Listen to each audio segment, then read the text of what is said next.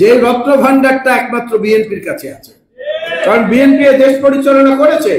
Major হাফিজ পানি সম্পদ মন্ত্রণালয়ের দায়িত্বে যখন ছিলেন, ভারতের সাথে পানি চুক্তির ব্যাপারে যে দৃঢ়তা, যে অনমনীয়তা, তার মাধ্যমে বিএনপি দেখিয়েছে বাংলাদেশের ইতিহাসে এটা বিরল।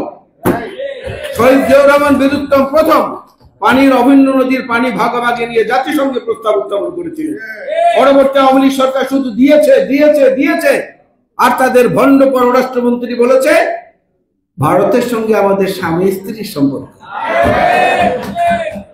এবং শেখ হাসিনা পার্লামেন্টে বলেছেন ভারতকে যা দিয়েছে তারা সারা জীবন মনে রাখবে।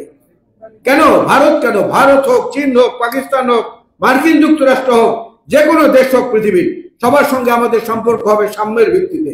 আমার দেশের মর্যাদা, তার দেশের মর্যাদা, দুটোকে যখন সমান্তরাল করা হবে তখনই মাত্র তাদের সঙ্গে আমাদের বন্ধুত্ব হবে।